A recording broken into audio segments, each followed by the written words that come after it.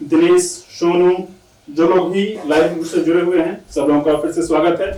Technical कुछ problem थी, इसके कारण क्लास बीच में रुका है। फिर से हम लोग स्टार्ट करते हैं।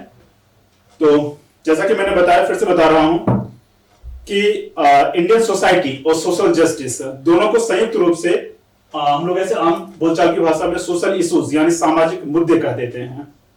अब हमें इस क्लास में यह समझना है कि ये सामाजिक मुद्दे यानी इंडियन सोसाइटी और सोशल जस्टिस ये है क्या, ये कितना बड़ा सिलेबस का पार्ट कवर करता है, फिर क्वेश्चन इसमें कैसे आते हैं, क्वेश्चन का डायमेंशन क्या होता है। तो 2019-18 के कुछ क्वेश्चन हम लेंगे, उसको भी हम देखेंगे। फिर हमारा जो सोर्स है, क्योंकि मेरा मानना है कि जो सबसे इंपॉर्टेंट होता है यूपीएससी में रोल जो प्ले करता है वो सोर्स। अगर आपका सोर्स स्पष्ट है, क्योंकि एक ही मुद्दा अलग अलग किताबों में, अलग अलग सोर्सेज में अलग अलग उसका डायमेंशन होगा, अलग अलग तरीका होगा, उसका अवधारणा ही पूरा चेंज हो जाएगा। ठीक है, तो सोर्सेज पे भी हम कुछ बात करेंगे।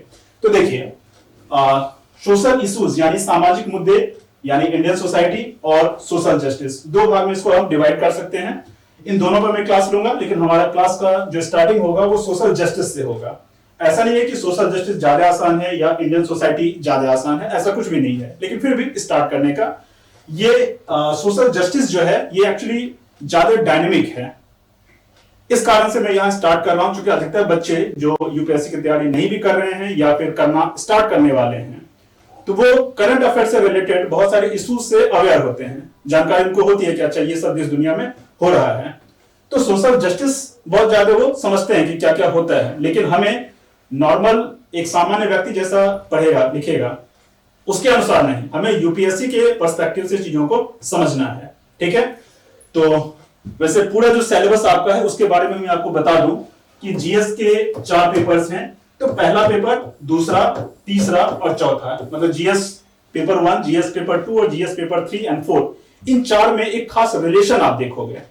उसी रिलेशन को बताने के लिए मैंने इस स्लाइड में ये चीज रखा है। रिलेशन क्या है कि जीएस 1 का जो पेपर है ये ज्यादा जो है ट्रेडिशनल आपको दिखेगा, मतलब डायनेमिक उतना नहीं दिखेगा।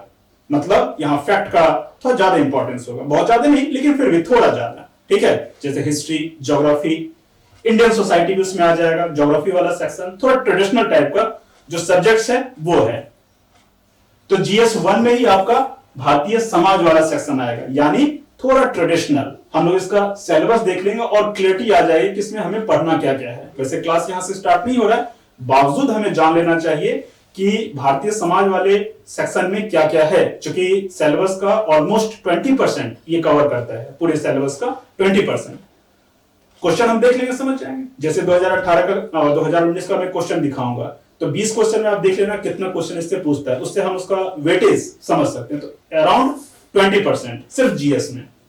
अगर हम एथिक्स में भी थोड़ा सा इसका रोल देख लें या फिर निबंध में इसका रोल देख लें तो और ज्यादा इसका बढ़ जाएगा, क्योंकि एक सिविल सर्वेंट को एक मतलब इस सेक्शन से सबसे ज्यादा उसको इंटरेक्शन करना पड़ता है। समाज के बारे में भलीभांति जानकारी होनी चाहिए। वैसे यूपीएससी में कोई भी जो सिलेबस का कोई पार्ट बनाया गया है तो उसका कारण ही ये होता है कि वह सिविल सर्वेंट के काम का है। तो सबसे ज्यादा काम का जो है उसको सोशल जस्टिस ही होता है। खैर, तो मैं ये बता रहा था कि paper 1, paper 2, paper 3 and paper 4। Paper 1 जो है ज्यादा जो ट्रेडिशनल होगा, पेपर 2 उससे थोड़ा सा कम मतलब ट्रेडिशनल होगा, यानी थोड़ा ज्यादा डायमेंशनल होगा। डायमेंशनल होगा कहने का मतलब है कि इसका डायमेंशन ज्यादा होगा, यानी करंट अफेयर्स का रोल इसमें बढ़ जाएगा। ठीक है, तो कहने का मतलब है कि इसमें डायमेंशन थोड़ा कम होगा, इसमें ये मोर डायनेमिक सेक्शन होगा। ठीक है, ट्रेडिशनल थोड़ा कम होगा, ये ज्यादा मतलब करंट अफेयर से जुड़ा हुआ होगा, सोशल जस्टिस से। ठीक है, तो इसलिए भी बताना जरूरी है क्योंकि आप देखोगे कि सोशल जस्टिस में जिन टॉपिक को हम कर रहे हैं उसी का ट्रेडिशनल पार्ट बहुत कुछ हमें जो है इंडियन सोसाइटी में भी देखने को मिलता है। तो दोनों के सिलेबस को हम लोग पहले देख लेते हैं और चीजें क्लियर हो जाएंगी। जितने लोग मुझसे जुड़े हुए हैं उनसे भी बात कर लूं मैं। Anil Tripathi, good evening. Preeti, good evening, good afternoon. Sound में कुछ प्रॉब्लम है, आप साउंड के बारे में और बता दीजिए, मैं एडजस्ट करने का प्रयास करता हूं। इस प्लेटफॉर्म पर ये मेरी पहली क्लास है, तो जो कुछ भी टेक्निकल प्रॉब्लम है हम लोग दूर कर लेंगे जल्द ही। अभी एक बार आवाज के बारे में मुझे बता दीजिए कि आवाज की स्थिति क्या है।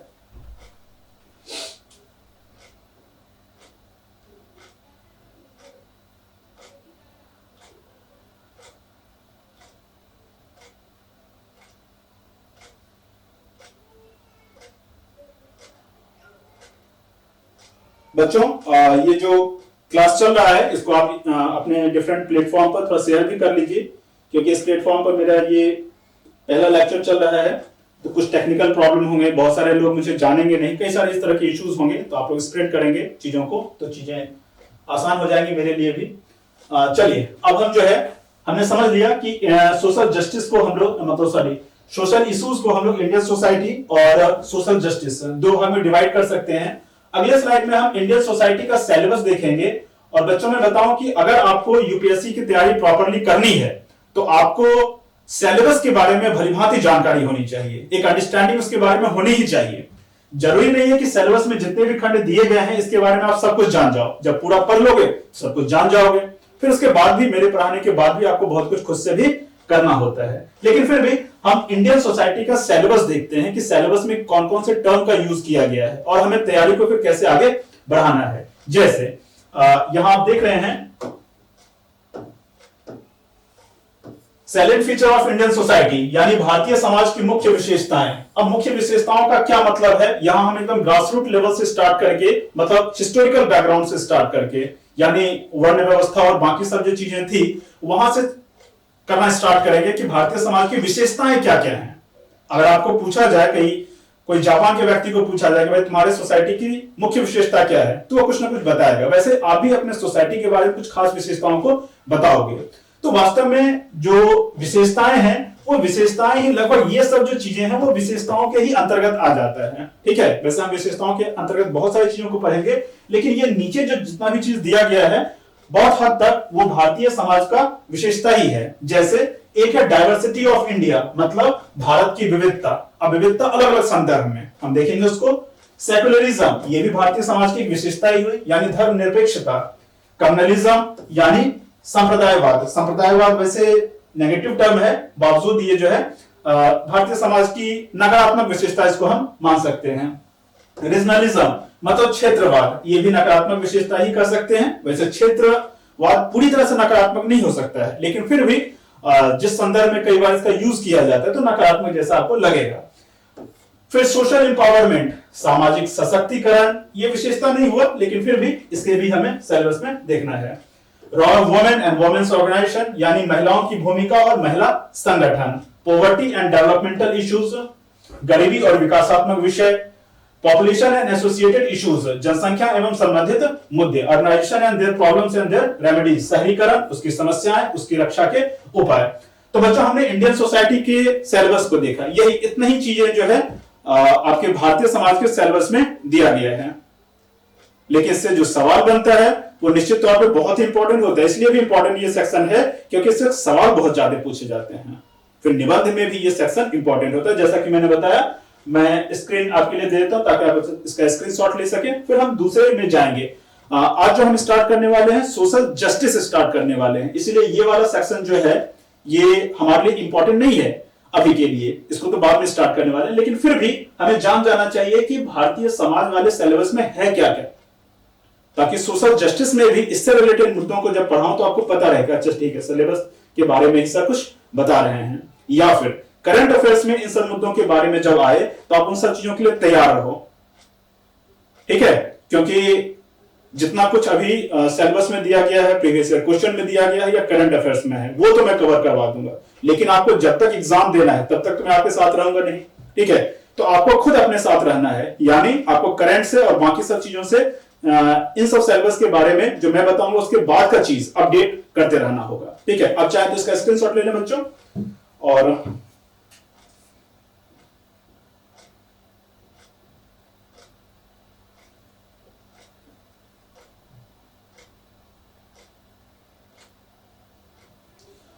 आवाज के बारे में फिर से बताइए बच्चों कि आवाज क्या सही में सही नहीं आ रही है।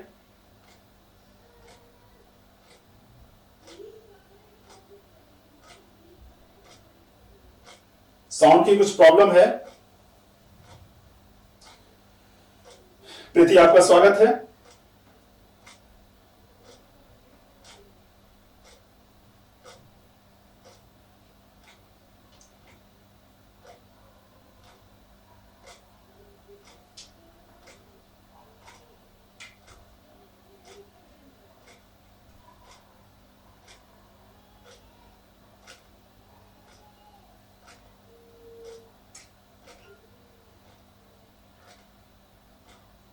चलिए स्टार्ट करते हैं। हम अपना दूसरा स्लाइड देखते हैं। इसके बारे में कोई सवाल है बच्चों?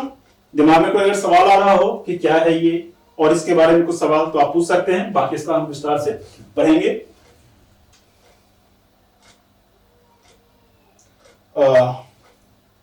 अपर्णा बता रही है कि एकदम क्लियर नहीं है आवाज।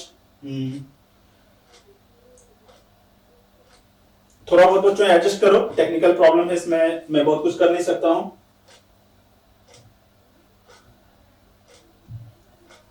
अब हम दूसरे स्लाइड में चलते हैं। हमारा जो मुख्य विषय जो आज से हम प्रारंभ करने वाले हैं उसके विषय में आप देखेंगे हम, ठीक है। सोशल जस्टिस, सामाजिक न्याय। सामाजिक न्याय का क्या अर्थ होता है? सामान्य रूप से तो आप जानते हैं कि हमारा एक ऐसा सोसाइटी होना चाहिए जो न्यायपूर्ण हो, जिसमें अन्याय किसी के साथ ना हो, भेदभाव किसी के साथ ना हो, एक समानता की भावना हो, ठीक है। जो भी अपॉर्चुनिटीज खास करके हैं वो सबके लिए अवेलेबल हो। जन्म के आधार पर खास करके किसी के साथ भेदभाव ना किया जाए, लिंग के आधार पर किसी के साथ भेदभाव ना किया जाए, जन्म स्थान के आधार पर किसी के साथ भेदभाव ना किया जाए। मतलब भेदभाव रहित व्यवस्था सामान्य रूप से हम समझ सकते हैं कि वो जस्टिस के अंतर्गत आ सकता है। लेकिन यहां टर्म जो लिखा हुआ है सोशल जस्टिस, लेकिन हमारे पूरे सिलेबस में, आप पूरे सिलेबस को ढंग से देखोगे, मैं बताऊंगा एक एक वर्ड, और एक एक वर्ड यहां से बहुत ढंग से समझना, क्योंकि जब हम इंडियन सोसाइटी स्टार्ट करेंगे देन उस समय भी हम इंडियन सोसाइटी वाला जो सिलेबस दिखाया उसको फिर से मैं एक बार एक्सप्लेन करूंगा, देन वहां हम आगे बढ़ेंगे। लेकिन आज का हमारा क्लास, जो कि मैंने बताया कि सोशल जस्टिस पर है, इसलिए इसको बहुत ही ढंग से समझना है। और इससे रिलेटेड जो करंट अफेयर्स आ रहा है या जो मैं आगे चैप्टर्स पढ़ाऊंगा उस पर आपकी एक समझ बननी स्टार्ट हो जानी चाहिए अभी से। क्लियर है? तो देखिए, मैं पहली बात तो सोशल जस्टिस, तो वास्तव में सिर्फ सोशल जस्टिस नहीं है। हमारे संविधान के जो प्रस्तावना में, प्रियम्बल में जस्टिस, और उसके आगे में लिखा हुआ है कितने तरह के जस्टिस, बताइए। प्रस्तावना आपने पढ़ा होगा, वहां प्रस्तावना में जस्टिस टर्म को जो है एक्सप्लेन किया गया है थोड़ा, ठीक है। तो वहां लिखा हुआ है social, economic and political justice.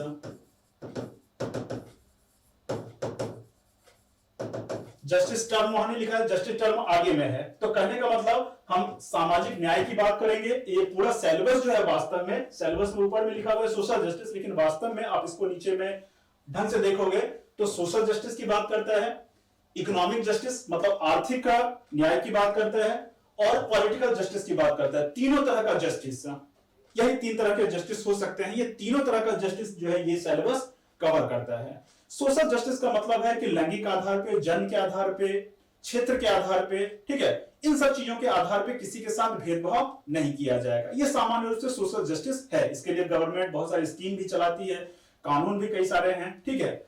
अगर हम इकोनॉमिक जस्टिस की बात करें तो निश्चित तौर पे जो गरीबी वगैरह जो मुद्दे हैं, विकास संबंधी, गरीबी संबंधी जो मुद्दे हैं, वो सब इसमें आ जाएंगे कि गरीब होने के कारण किसी व्यक्ति के साथ, किसी समुदाय के साथ जो है भेदभाव ना किया जाए।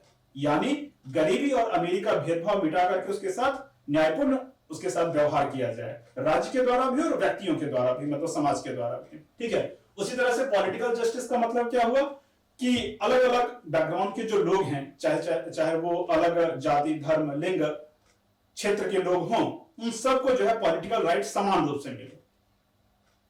आपको ये पता होगा कि भारत 1947 में जब आजाद हुआ तो एक पॉलिटिकल राइट, जो वोटिंग राइट है, वो सबको दिया गया। ये एक बड़ा एग्जांपल है पॉलिटिकल जस्टिस का। और भी कई सारे इसके एग्जांपल हो सकते हैं कि राजनीतिक स्तर पर आपसे किसी भी तरह का भेदभाव नहीं किया जाता है, जबकि आप अलग अलग पृष्ठभूमियों से आते हैं बावजूद, ठीक है। तो हर एक तरह का जस्टिस जो है आपको यहां देखने को मिलेगा। इसको मैं मिटा देता हूं, आप कॉन्सेप्ट को समझते जाना। कोई दिक्कत हो, कंफ्यूजन हो तो आप मुझे कमेंट कर सकते हैं, मैं जवाब दूंगा। आप लोगों के साथ संवाद बनाना भी बहुत जरूरी है, क्योंकि जब टीचर और स्टूडेंट जब सामने सामने रहते हैं तो चीजों को करने में बहुत आसान होता है, लेकिन सिचुएशन अभी इस तरह का है कि हमें ऑनलाइन संवाद करना पड़ रहा है, बातचीत करना पड़ रहा है। इस मीडियम में भी हमें यह प्रयास करना है कि कम्युनिकेशन इतना स्ट्रांग हो ताकि किसी भी तरह के प्रॉब्लम ना आए। हम जो करना चाहते हैं, यानी एग्जाम आप करना चाहते हैं क्रैक, तो एग्जाम क्रैक करने में ये सब भी क्लास जो है आपके लिए पूरी तरह से उपयोगी हो।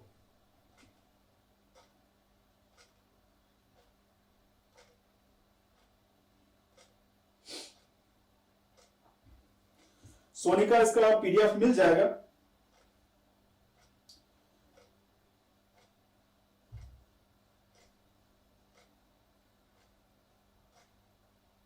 सानिध्या शर्मा, अभी मैं सोशल जस्टिस के बारे में ही बता रहा हूं। इसके सिलेबस को एक एक सिलेबस को देखोगे, पहली बात तो हमें यह समझना है कि सोशल जस्टिस जो है तीनों तरह का मतलब सोशल, पॉलिटिकल एंड इकोनॉमिकल, ठीक है। ये तीनों तरह का जस्टिस जो है वो सोशल जस्टिस के अंतर्गत आएगा। अब इस पूरे सिलेबस को जो आप देखोगे तो यूपीएससी के अकॉर्डिंग सोशल जस्टिस को आप ढंग से समझ पाओगे, ठीक है।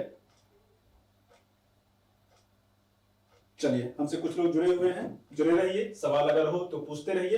एक एक वर्ड मैं देखते जाऊंगा और यहां आपको बताऊंगा। आप चीजों को बस समझने का प्रयास करना। एक बात और बता दूं कि जब भी हम किसी विषय को पढ़ें तो हमारा ये एक उद्देश्य होना चाहिए कि हमें एग्जाम क्रैक करना है, एग्जाम के अकॉर्डिंग चीजों को करना है, ठीक है। जैसे आप ये सोच रहे हो कि मुझे एग्जाम के अकॉर्डिंग चीजों को करना है तो आपका लिमिटेशन तय हो जाएगा, क्या पढ़ना और क्या नहीं पढ़ना है, इस बात का क्लियरिटी आ जाएगा इस बात की, ठीक है। तो चलिए देखना स्टार्ट करते हैं सिलेबस के। मैंने इंग्लिश में लिखा है, देन हिंदी में लिखा है। इसका कारण यह है कि सिलेबस इंग्लिश में ही पहले लिखा गया होगा, देन हिंदी में ट्रांसलेट हुआ होगा। ट्रांसलेशन की अपनी कुछ खामियां भी होती हैं, ठीक है। इस कारण से इंग्लिश देन हिंदी लिखा है। Government policies and interventions for development in various sectors and issues arising out of their design and implementation, मतलब डेवलपमेंट के लिए वेरियस, इसमें पूरे सिलेबस में आप देखोगे तो दो ही चीज स्पष्ट रूप से निकल के आती हैं। एक तो वल्नरेबल सेक्शन और दूसरा डेवलपमेंट। ध्यान से इस वर्ड को सुनना, अगर इस वर्ड को समझ गए, इस लाइन को पूरी तरह समझ गए तो सोशल जस्टिस का पूरा डेफिनेशन जो यूपीएससी के अकॉर्डिंग है पूरा आपको क्लियर हो जाएगा। क्या क्या पढ़ना है क्लियर हो जाएगा। डेवलपमेंट और वल्नरेबल ग्रुप, मतलब समाज का सीमांत वर्ग और विकास। तो सोशल जस्टिस के पूरे सिलेबस में क्या है, तो समाज के सीमांत वर्ग के लिए जो डेवलपमेंट की प्रक्रियाएं हैं, जो विकास की प्रक्रियाएं हैं, किसके द्वारा, तो डेवलपमेंट एजेंट्स के द्वारा, विकास के जो एजेंट्स हैं उनके द्वारा जो डेवलपमेंट की प्रक्रियाएं हैं वो सब जो है आपका सोशल जस्टिस में आता है, ठीक है। तो डेवलपमेंट के एजेंट या फिर डेवलपमेंट के स्टेक होल्डर्स, हिस्सेदार कौन कौन हैं, तो उसमें गवर्नमेंट एजेंसीज से लेकर के प्राइवेट जितने भी एनजीओ वगैरह जो होते हैं या अंतरराष्ट्रीय संस्था वगैरह जो होते हैं वो सब जो है डेवलपमेंट स्टेक होल्डर्स हो जाएंगे या डेवलपमेंट एजेंट्स हो जाएंगे जो डेवलपमेंट के लिए काम कर रहे हैं। और डेवलपमेंट किनका, तो डेवलपमेंट जो है समाज का सीमांत वर्ग, मार्जिनल ग्रुप ऑफ सोसाइटी के लिए जो अलग अलग डेवलपमेंट एजेंसीज काम कर रही हैं, एजेंट्स जो काम कर रहे हैं, यही हमारा सोशल जस्टिस के दायरे में आता है, ठीक है। क्या मैं इस बात को समझा पाया? आप कमेंट करके मुझे बताइए। वैसे काफी कम ही लोग जुड़े हुए हैं लेकिन फिर भी आपका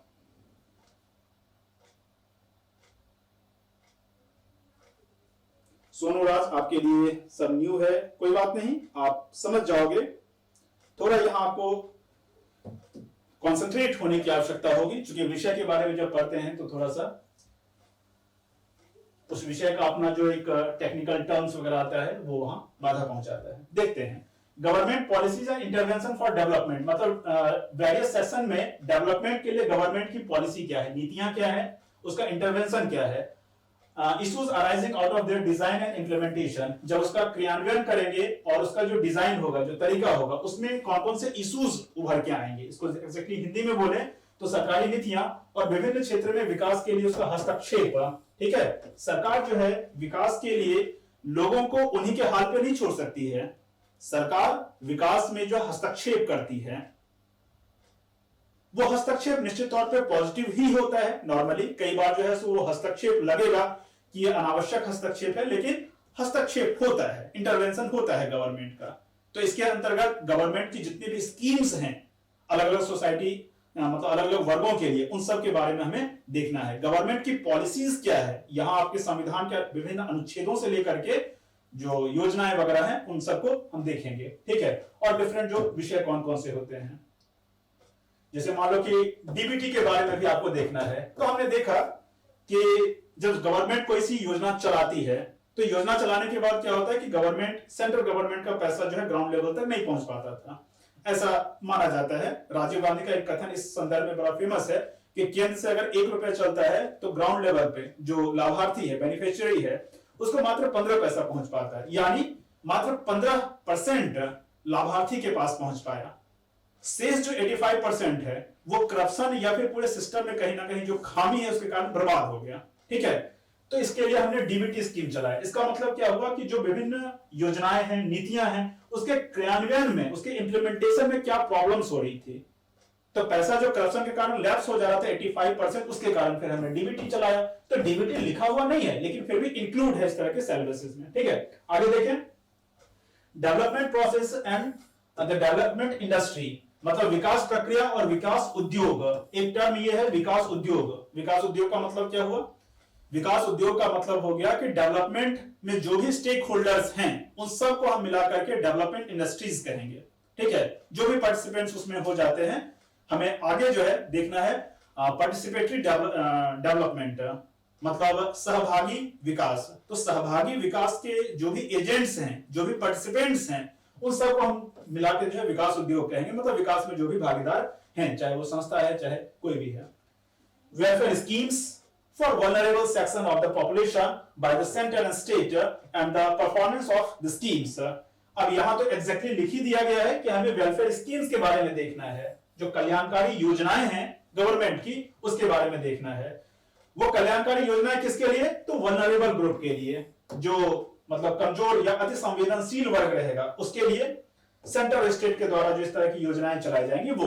और परफॉर्मेंस ऑफ द स्कीम, मतलब इस तरह के जो स्कीम्स होंगे उसका परफॉर्मेंस क्या होगा, ठीक है, मतलब उसका कार्य निष्पादन क्या होगा, इसके बारे में भी हमें देखना है। जैसे मान लो कि एक योजना है जनधन योजना, वित्तीय समावेशन के लिए या सब तक जो वर्तमान एक इकोनॉमिकल सिस्टम है उसके पार्ट बन जाएं, सभी लोग बन जाएं, इसके लिए जनधन योजना स्टार्ट किया गया। अब वो योजना है, योजना के बारे में तो हमें देखना ही होगा, लेकिन उसके साथ साथ योजना का जो मैंडेट था या उसका जो उद्देश्य था, क्या वो पूरा हो रहा है, इस बात को भी हमें देखना है। तो कहने का मतलब उसका परफॉर्मेंस देखना है। क्लियर है? केंद्र एवं राज्यों द्वारा जनसंख्या के अति संवेदनशील वर्ग, मतलब वल्नरेबल सेक्शन ऑफ सोसाइटी के लिए कल्याणकारी योजनाएं, इन योजनाओं का कार्य निष्पादन, ठीक है। तो क्या बच्चों आप सिलेबस को समझ पा रहे हो? सबसे पहले कोई भी सब्जेक्ट पढ़ो, खास करके मेंस का, तो उसका सिलेबस बहुत अच्छे से तैयार होना चाहिए। आपका सिलेबस अगर तैयार नहीं हुआ तो समझ जाओ कि आप फिर बहुत पीछे हो। टीचर कुछ भी पढ़ा के चला जाएगा, आपको पता ही नहीं चलेगा। कई बार तो बच्चे क्लास में पढ़ लेते हैं, जो बहुत ज्यादा जिन टीचर्स का नाम हो गया है, निश्चित तौर पे बहुत समय तक जो कोई एक फील्ड में काम करता है तो नाम तो हो ही जाता है, लेकिन नाम होने का मतलब ये नहीं है कि वो आपके लिए उपयोगी ही हो हमेशा, ठीक है। तो आपको वास्तविक चीजों पे काम करना होगा। जब इस विषय के लिए आप मेरे साथ जुड़े हैं तो निश्चित तौर पे आपको जो है मेरे तरीके के अनुसार चलना होगा। आज तक आपने जो कुछ भी पढ़ा है अलग अलग टीचर्स के द्वारा, तो उनका अपना एक तरीका होता है, मेरा अपना तरीका है मेंस के लिए खास करके, कि आपको जो है उस विषय का सिलेबस बहुत अच्छे से समझ में आ जाना चाहिए, पहला काम। दूसरा काम हमारा होता है कि इसके प्रीवियस ईयर क्वेश्चन को हमें देख के समझ जाना चाहिए कि क्वेश्चन किस तरह का पूछा जा रहा है, दूसरा काम। तीसरा है कि सोर्स जो है आपका ऑथेंटिक हो, इस बात का स्पष्टीकरण आप अपने दिमाग में रखें। उसके बाद हम एक एक टॉपिक को पढ़ना स्टार्ट करेंगे और चीजें बहुत ही आसानी से हो जाएंगी। क्योंकि देखिए, ये जो क्लासेस होते हैं यूपीएससी के लिए खास करके, तो गाइडेंस प्रोग्राम मुख्य रूप से होता है। टीचिंग का रोल तो इसमें है ही कि हम टीच करते हैं, कि एक चीज बताते हैं, मैं आपके लिए मेहनत करता हूं, तो ठीक है, लेकिन मुख्य रूप से गाइडेंस है। आपको मैं रास्ता दिखाता हूं कि आपको चीजों को करना कैसे है, ठीक है। अब गवर्नमेंट की जो योजनाएं हैं, मान लो कि यही वाला है कि वेलफेयर स्कीम्स, वेलफेयर स्कीम तो आज तक का ही मैं बताऊंगा, लेकिन मान लो कि आज ही जो है, आज मैंने टॉपिक पढ़ा दिया और आज के बाद उसी विषय में कुछ नया अपडेट हुआ, तो आपके दिमाग में अगर सिलेबस कवर है, पूरा क्लियर है, तो आप आराम से जो है उससे रिलेटेड जो अपडेट्स होंगे आराम से आप कर लोगे, ठीक है। तो सिलेबस को हम समझ रहे हैं।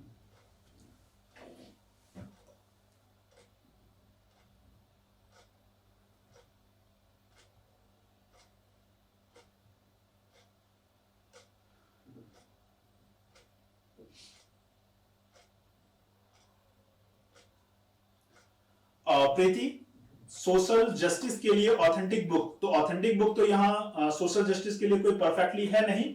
हम लोग बस ये करेंगे कि मैं जितनी चीजों को बताऊंगा तो लगभग जो है आपके काम का होगा। उसके बाद आपका काम होगा कि आप करंट अफेयर से चीजों को अपडेट करें, ठीक है। तो पहला तो काम है सिलेबस को समझिए, उसके बाद मेरा जो क्लास होगा, मेरे क्लास का मटेरियल आपके पास अगर है, लेक्चर अगर है, तो वहां से कवर हो जाता है पूरी तरह से। पिछले क्लासेस में जो मैंने बताया था पहले, तो वो सब क्वेश्चन कवर हो जाते हैं, लेकिन उसके बाद जो करंट अफेयर्स का सेक्शन है वो आपको अपडेट करना होगा, ठीक है। दूसरे स्लाइड में हम चलते हैं।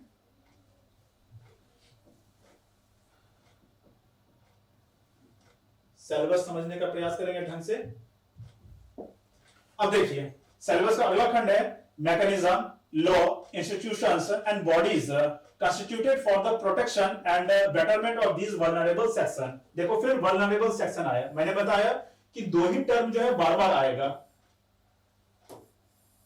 दो टर्म बार बार आएगा, पहला जो है डेवलपमेंट और दूसरा जो है vulnerable section। तो पूरे सिलेबस क्या हो गया कि vulnerable section के लिए डेवलपमेंट, vulnerable section के डेवलपमेंट के लिए क्या क्या जो किया जा रहा है, जो कुछ भी किया जा रहा है, वो सब जो है सोशल जस्टिस में आएगा, ठीक है। किनके द्वारा? तो गवर्नमेंट के द्वारा और गवर्नमेंट के अलावा भी जो स्टेक होल्डर्स हैं डेवलपमेंट के, उन सब के द्वारा जो वल्नरेबल सेक्शन के लिए किया जा रहा है, वो सब सिलेबस का पार्ट हो गया। अति संवेदनशील वर्गों की रक्षा और बेहतरी के लिए गठित तंत्र, मतलब जैसे मान लो कि राष्ट्रीय महिला आयोग हो गया, अल्पसंख्यक आयोग हो गया, SC ST के लिए आयोग हो गया, ठीक है, पिछड़ा वर्ग के लिए आयोग। तो इस तरह से जो भी गठित तंत्र है, विधि मतलब कानून अलग अलग जो है, संस्थान जो है और निकाय जो है, ठीक है, जो अति संवेदनशील वर्ग के लिए है, वो हमारे सिलेबस का पार्ट बनेगा। नेक्स्ट है issues relating to development and management of social sector या services relating to health, education, human resources, मतलब स्वास्थ्य, शिक्षा, मानव संसाधनों से संबंधित क्षेत्र, सेवाओं के विकास और प्रबंधन से संबंधित विषय। जैसे ही मान लो कि हेल्थ रिलेटेड कोई चीज आ गया, हेल्थ रिलेटेड क्या, जो पब्लिक हेल्थ है, जैसे अभी कोरोना क्राइसिस है, तो कोरोना क्राइसिस क्या हुआ, पब्लिक हेल्थ का इशू हुआ, या और भी कोई भी बीमारी है, उससे रिलेटेड जो भी मामला हो गया वो पब्लिक हेल्थ हो गया, वो आपके सिलेबस का पार्ट हो गया, ठीक है। सोशल जस्टिस का एजुकेशन, उसी तरह से मानव संसाधन से संबंधित क्षेत्र और सेवाओं के विकास और प्रबंधन से संबंधित विषय। नेक्स्ट है issues relating to poverty and hunger, मतलब भूख और गरीबी से संबंधित विषय, ठीक है। क्या आप चीजों को समझ पा रहे हो? आप कमेंट करके जरूर बताएं।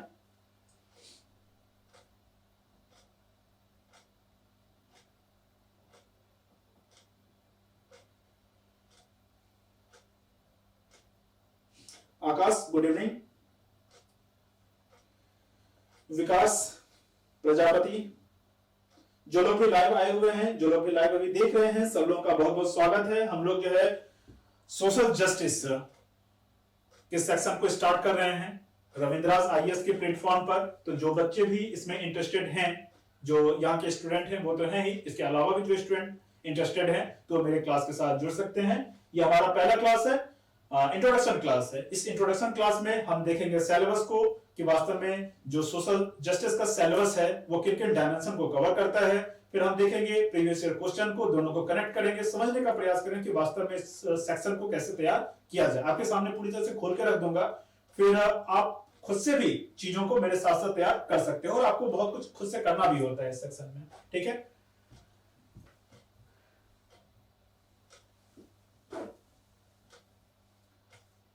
सिलेबस का ये लास्ट खंड यहां दिख रहा है आपको।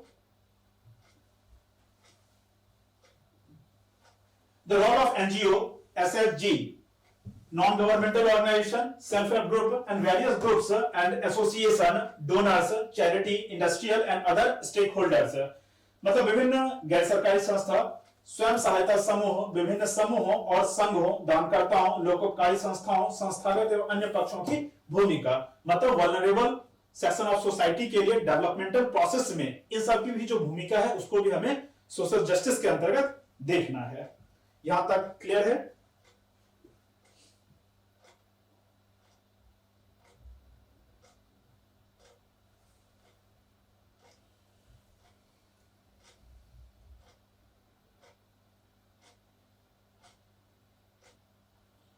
आवाज की प्रॉब्लम कुछ बच्चों को आ रही है।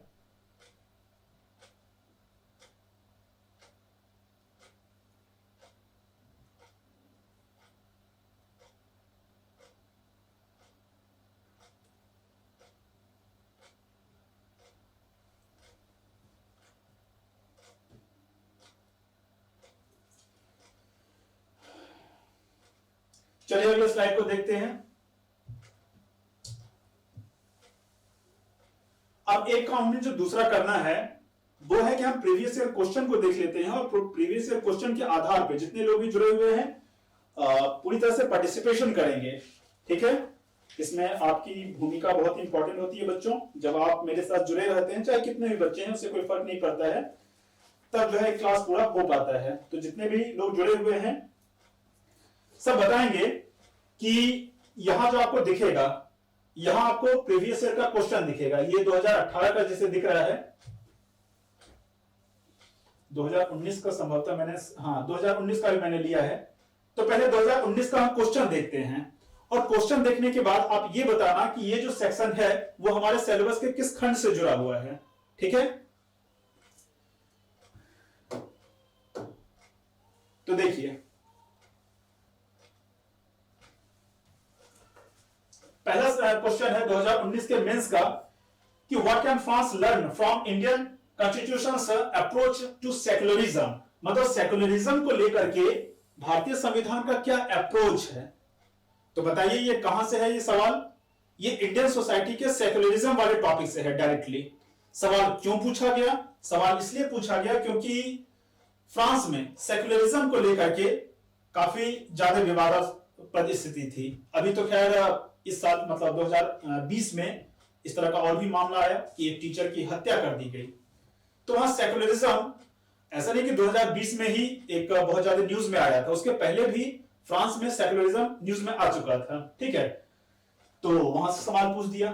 तो सवाल जो है पूछने का तरीका इसका क्या है, आपका पूछेगा जो सिलेबस में दिया गया है सवाल वहीं से पूछा जाएगा। लेकिन अगर वो चीज हाईलाइटेड है, करंट अफेयर्स में है वो चीज, तो वहां से ज्यादा फोकस करने की संभावना है, वहां से आपको सवाल पूछने की संभावना रहती है।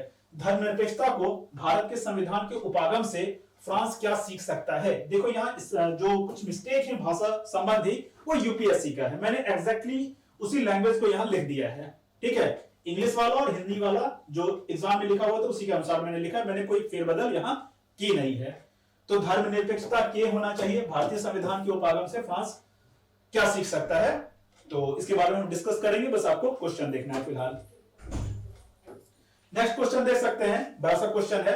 Despite consistent experience of high growth, India still goes with the lowest indicators of human development. मतलब भारत का वैसे हाई ग्रोथ देखने को मिलता है, भारत की समृद्धि दर जो है वो अच्छी खासी हमेशा रहती है, लेकिन भारत का जो ह्यूमन डेवलपमेंट का इंडेक्स है, ठीक है, वो काफी कमजोर देखने को मिलता है। कि ह्यूमन डेवलपमेंट मतलब मानव विकास सूचकांक इसका जो है वो कमजोर रहता है। ठीक है, तो ये रिलेशन कुछ बना नहीं। जब समृद्धि हो रही है तो ह्यूमन डेवलपमेंट भी ठीक से होना चाहिए, उसमें सवाल पूछा है। Examine the issue that make balanced and inclusive development elusive. ठीक है, इसको हिंदी में देख लेते हैं। उच्च समृद्धि के लगातार अनुभव के बावजूद भारत के मानव विकास के निम्नतम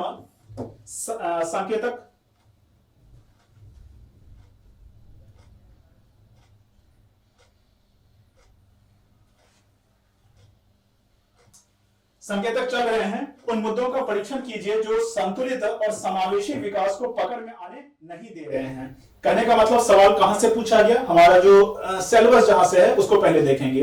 तो सिलेबस हमारा जो है मानव विकास से रिलेटेड हो जाएगा। मानव विकास से रिलेटेड सिलेबस में कुछ पॉइंट था, ठीक है, तो वहां से जुड़ा हुआ सवाल आया और तुलना करते हुए अब आप इसको कहोगे कि सर ये इकोनॉमी से जुड़ा हुआ है या फिर सोशल जस्टिस से जुड़ा हुआ है तो सोशल जस्टिस का, लेकिन इकोनॉमिकल जो आपका कॉन्सेप्ट है वो क्लियर होना चाहिए, तभी आप कर पाओ। ठीक है, समृद्धि से रिलेटेड जो आंकड़े हैं वो कुछ आपको याद होने चाहिए प्रैक्टिकली, ठीक है ना, क्योंकि कई बार जो है हम सिर्फ कॉन्सेप्ट करते रहते हैं, कुछ फैक्ट याद ही नहीं होता है, तो आपका आंसर जो है ऑथेंटिक नहीं बन पाएगा। ठीक है, ऑथेंटिक भी होना चाहिए। तो उन मुद्दों का परीक्षण कीजिए जिसमें संतुलित और समावेशी विकास, इंक्लूसिव ग्रोथ को पकड़ में आने नहीं दे रहे हैं। क्यों नहीं हो रहा है संतुलित और समावेशी विकास, ये सवाल था। सिर्फ सवाल को भी देखना है, इसमें ये नहीं सोचना है कि सर इसका आंसर कैसे करेंगे, आंसर अभी करना नहीं है। मैं पूरे सिलेबस को जब पढ़ाऊंगा तो आप निश्चित तौर पे धीरे धीरे आंसर करने की स्थिति में आने लगेंगे। डेली जो क्लास होगा उसमें एक दो प्रश्न भी रहेगा, कुछ प्रश्न प्रीवियस ईयर के भी रहेंगे, कुछ नए प्रश्न मैं बना भी दिया करूंगा। आप डेली आंसर राइटिंग करेंगे, डेली मेरे संपर्क में रहेंगे, तो निश्चित तौर पर आपका ये पूरा सेक्शन कवर हो जाएगा बहुत अच्छे से, टेंशन नहीं लेना है। आपका अगर कुछ सवाल है तो आप बात कर सकते हैं।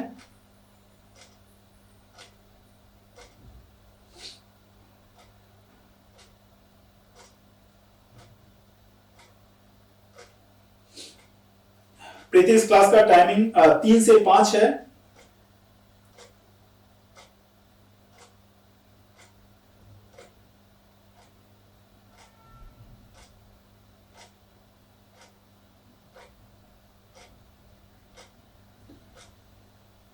चलिए, वॉइस की जो प्रॉब्लम आ रही थी वो दूर हो गई, बहुत अच्छी बात है। चलिए हम लोग दूसरे स्लाइड में चलते हैं और कुछ और क्वेश्चन को हम देखेंगे, समझेंगे। कुछ और क्वेश्चन है।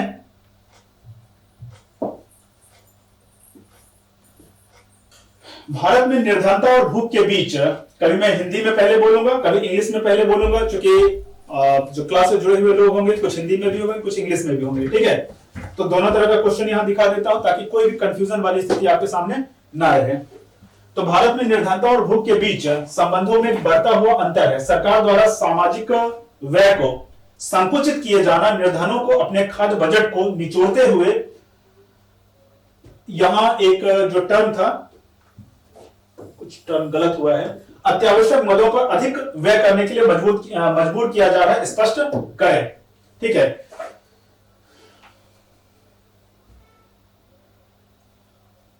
यहां खाद्येतर होना चाहिए था, नॉन फूड इसेंशियल्स। मतलब क्वेश्चन का मतलब यह हुआ कि भारत में निर्धनता और भूख के बीच संबंधों में बढ़ता हुआ अंतर है, ठीक है। निर्धनता और भूख के बीच अंतर है। सरकार द्वारा सामाजिक व्यय को जो संकुचित किया जा रहा है, उस पर जो व्यय कम किया जा रहा है, उसके कारण जो निर्धन लोग हैं उनको खाद्येतर विषयों पर, ठीक है ना, मतलब जो नॉन फूड इसेंशियल्स हैं, जरूरी सामान है, उस पर ज्यादा खर्च करना पड़ रहा है। इससे संबंधित एक सवाल है, ठीक है। तब सवाल को देखते जाओ कि जैसे पोवर्टी से सवाल पूछ दिया, भूख, लेकिन सवाल जो है काफी गहराई से पूछा जाए, ठीक है। आप चाहो तो स्क्रीनशॉट भी ले सकते हो।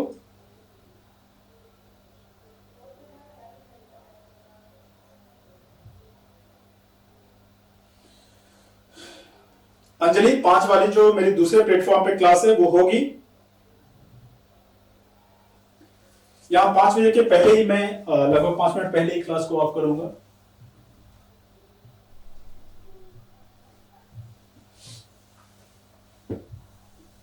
Next question, performance of welfare schemes. अब देखो, वेलफेयर स्कीम से सवाल पूछ दिया, वेलफेयर स्कीम से सवाल पूछ दिया गया। हम लोगों ने सिलेबस में देखा था, सिलेबस का नेचर क्या है, बस उसको देखना है, आपको समझना है, ताकि एक बार पता चल जाए कि इंडियन सोसाइटी और सोशल जस्टिस में किस तरह के सवाल पूछे जा सकते हैं, पूछे जा रहे हैं, ठीक है। बहुत सारे बच्चों को यह नहीं पता होता है कि किस तरह का सवाल ही पूछा जा रहा है। जब ये नहीं पता होगा तो आप पूरा सिलेबस कवर हो जाएगा, आपको पता ही नहीं चलेगा, ठीक है। तो निश्चित तौर पे आप उस स्थिति में नहीं पहुंच पाओगे। तो आपके सामने जो चुनौती है यूपीएससी का सवाल, वो आपके पास रहना चाहिए, सिलेबस और सवाल दोनों।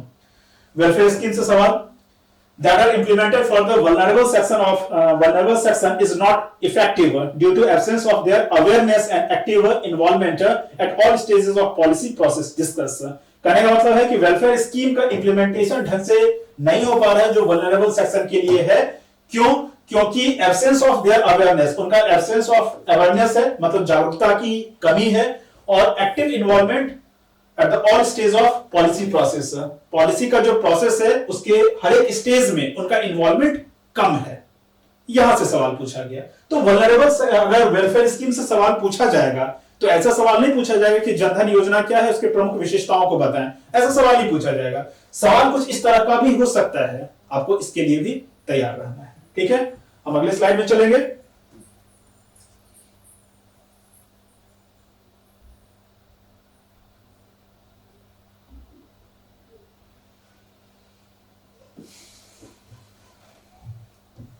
Next slide. अच्छा, ये मैं कुछ दिखाऊंगा कि हमें जो एक्चुअली तैयार करना है, हमें जो सोशल जस्टिस का सेक्शन तैयार करना है वो कैसे तैयार करना है, हमारा जो सोर्स है वो क्या क्या होगा। उसी के संदर्भ में आज के ही दैनिक इंडियन एक्सप्रेस का भी नहीं है ये, द हिंदू का मैंने एक एडिटोरियल यहां लगाया है और इसकी सहायता से भी बताऊंगा कि कैसे जो है सोशल जस्टिस को हम अपडेट कर सकते हैं अपने न्यूज़पेपर से, करंट अफेयर्स वाले सेक्शन से। ठीक है, यहां 2018 का भी कुछ क्वेश्चन देख लेते हैं स्पीड में। 2 साल का मैं क्वेश्चन दिखा रहा हूं, लेकिन आपको तैयार करना है 2-3 चीज। पहली बात तो आपका सिलेबस आपको बहुत अच्छे से समझा दिया है मैंने, आपको फिर से उसको रिवीजन करना है।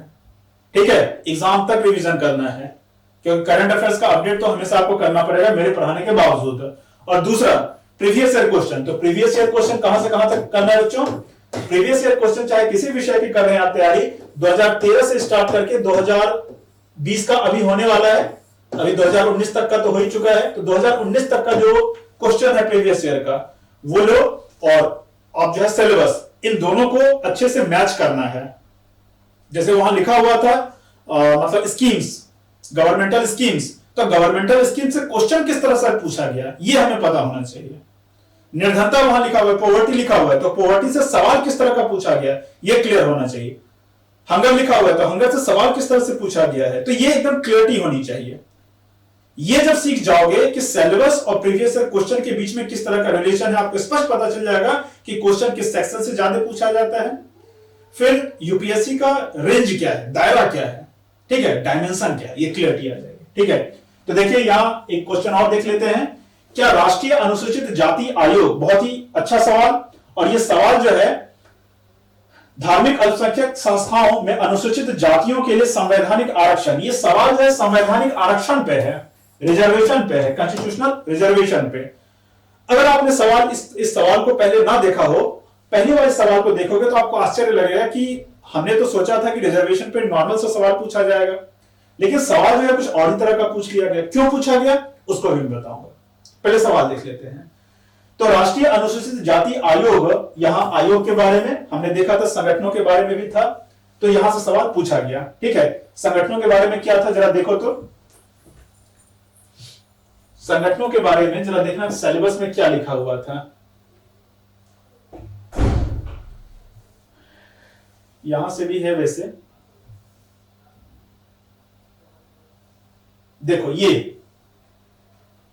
राष्ट्रीय अनुसूचित जाति आयोग के बारे में है, और हमारे सिलेबस के इस खंड से वो सवाल पूछा गया है, जरा गौर करना। इन अतिसंवेदनशील वर्गों की रक्षा बेहतरी के लिए गठित तंत्र, विधि, संस्थान, तो यही गठित तंत्र या विधि या संस्थान से जुड़ा हुआ वो सवाल है। तो किस तरह से तैयार करना है, कुछ समझ में आ रहा है क्या आपको? समझ में आ रहा है?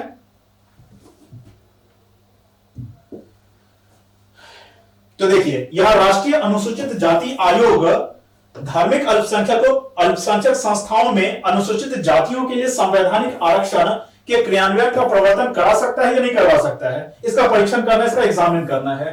क्लियर है? तो सवाल जो है कुछ इस तरह का पूछा जाता है कि अगर किसी आयोग के बारे में भी, किसी संस्थान के बारे में भी पूछ दिया गया है, ठीक है, और संवैधानिक आरक्षण व्यवस्था है उसके बारे में पूछ दिया गया है, और इसका जो रोल है, इसकी जो भूमिका है, या इसका जो मैंडेट है, इसका जो कार्यक्षेत्र है, वो यहां काम करता है कि नहीं करता है, खास करके राष्ट्रीय अल्पसंख्यक संस्थाओं में। ठीक है, तो अलीगढ़ मुस्लिम यूनिवर्सिटी का कुछ न्यूज आ रहा था, उसी के संदर्भ में यहां सवाल पूछ दिया गया है। तो सवाल जो पूछा गया है वो करंट में कहीं ना कहीं चर्चा में था, और सिलेबस में उसके बारे में स्पष्टीकरण है, सिलेबस में उसके बारे में स्पष्ट कुछ बातें हैं, तभी जो है सवाल पूछा गया है।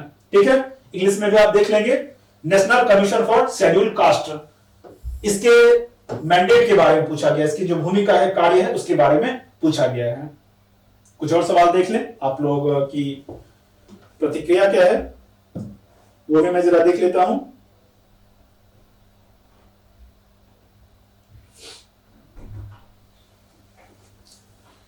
जितने लोग भी लाइव जुड़े हुए हैं वो सब, अगर आपको समझ में आ रहा है, समझ में नहीं आ रहा है, कोई भी सवाल बन रहा है, तो कमेंट जरूर करें, ताकि मुझे पता चल सके कि आप समझ पा रहे हो कि नहीं समझ पा रहे हो। ठीक है, आप प्लीज कमेंट करें, और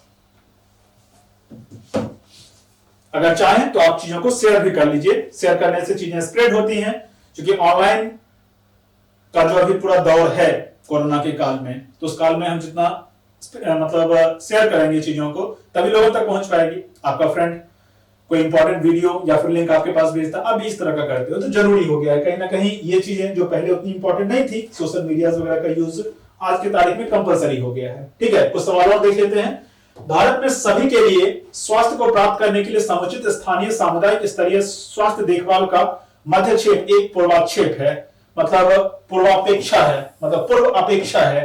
कहने का मतलब है कि हेल्थ फॉर ऑल का टारगेट यदि अचीव करना है आयुष्मान भारत के तहत, ये गवर्नमेंट का है भी कि सभी के लिए स्वास्थ्य, हेल्थ फॉर ऑल, तो हेल्थ फॉर ऑल का अगर मतलब टारगेट फुलफिल करना है तो समुचित स्थानीय सामुदायिक स्तरीय स्वास्थ्य देखभाल का मध्यक्षेप एक पूर्व अपेक्षा है, मतलब जो स्थानीय सामुदायिक स्तर का जो स्वास्थ्य का तंत्र है उसका इंटरवेंशन जरूरी है। क्लियर है? इसको इंग्लिश में देख लेते हैं और क्लियरिटी आएगी।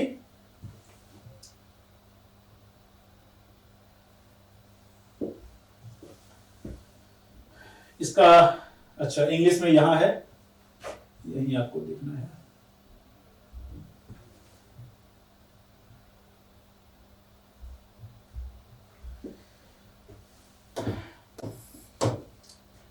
यहां आप देख सकते हैं, appropriate local community level healthcare intervention is a prerequisite to the achieve health for all in India। मतलब भारत में health for all का कॉन्सेप्ट अगर आपको अचीव करना है, का टारगेट अगर आपको अचीव करना है तो लोकल कम्युनिटी लेवल का हेल्थ केयर इंटरवेंशन जो है वो बहुत जरूरी है, वो कंपलसरी है। ठीक है, तो यहां स्वास्थ्य तंत्र जो है उसके बारे में सवाल पूछा गया है। तो हेल्थ आपका टॉपिक है, हमने पीछे देखा था। ठीक है, नेक्स्ट क्वेश्चन है,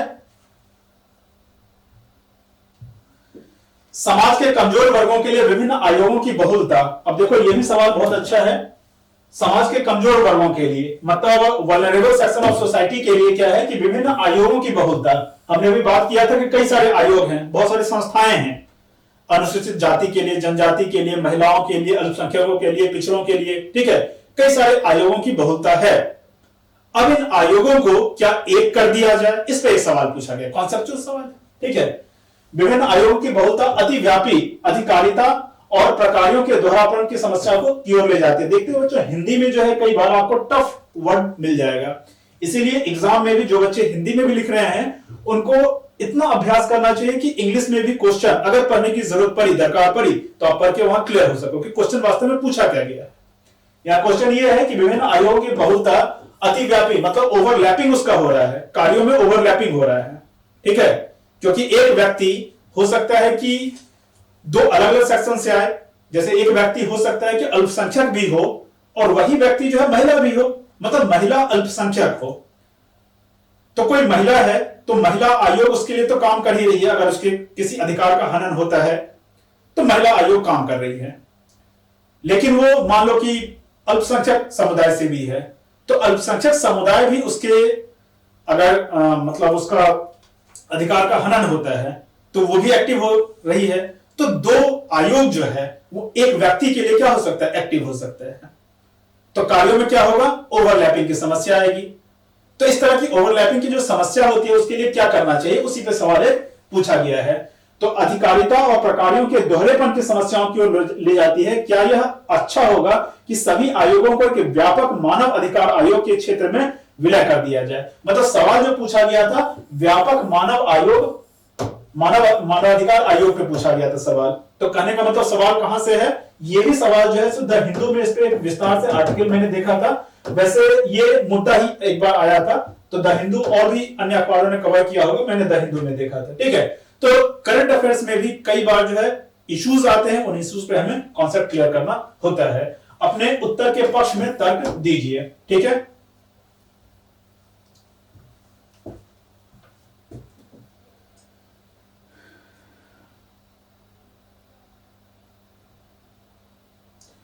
उमेश आपको समझ में आ रहा है, बहुत अच्छी बात है बच्चे।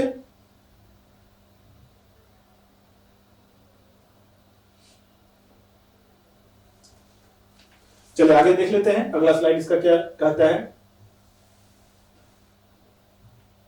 एक और सवाल देख लेते हैं। आप इस बात से कहां तक सहमत हैं कि भूख के मुख्य कारण के रूप में खाद्य की उपलब्धता में कमी पर फोकस भारत में अप्रभावी मानव विकास रणनीतियों से ध्यान हटा देता है। How far do you agree with the view that the focus on lack of ability of food as the main cause of hunger takes the attention away from ineffective human development policies in India.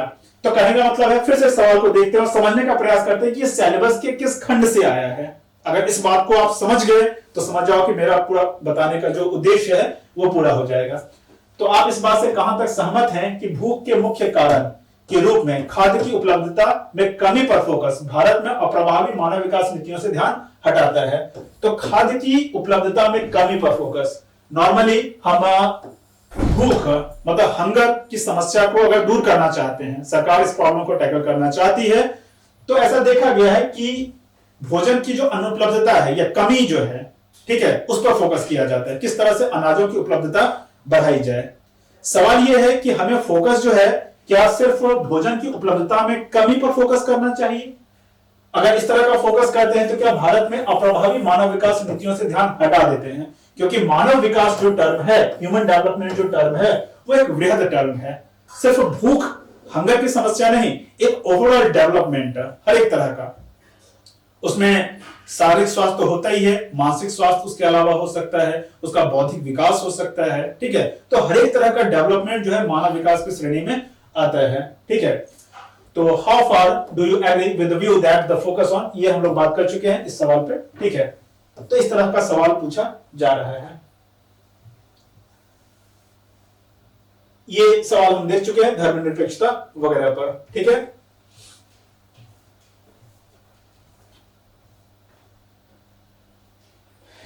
तो चलिए अब जो है मैं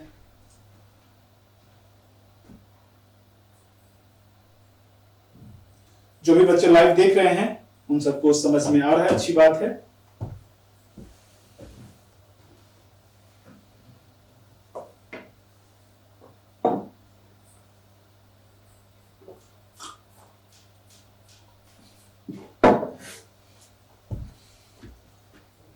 अब एक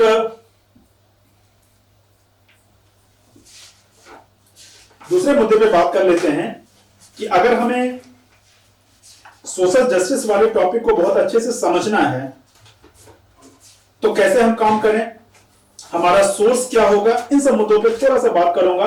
then जो मैंने बताया था कि वास्तव में हमें काम जो करना है वो डेवलपमेंट वाले सेक्शन पे काम करना है।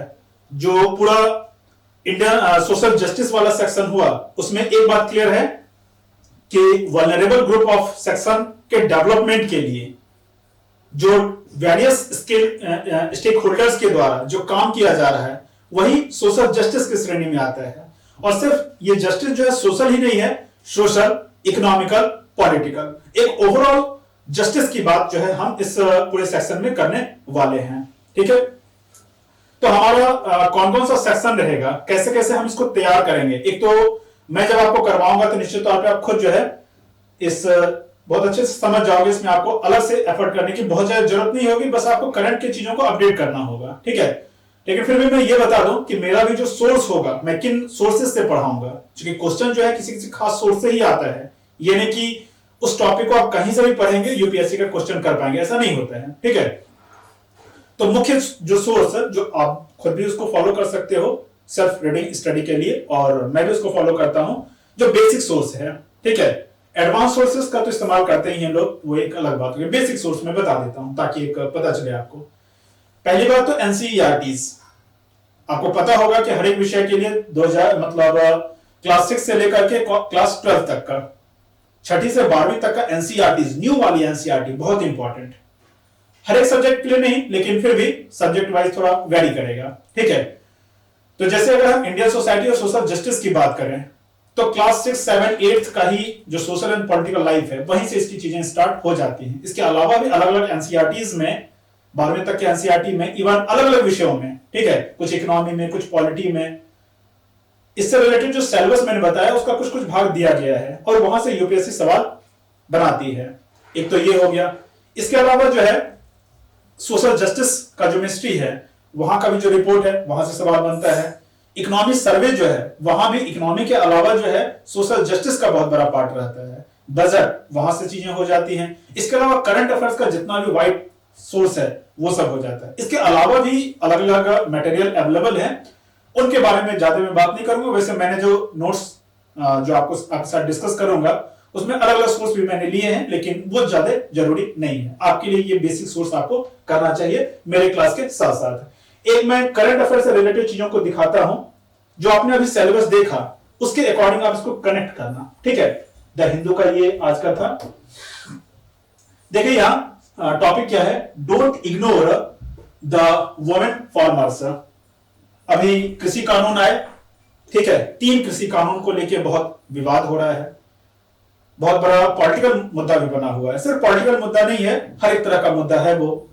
अब इसमें देखो कि इस कानून को लेकर के जो बातें की जा रही हैं, अधिकतर बातें जो की जा रही है वो सिर्फ किसानों को लेकर बात की जाएगी।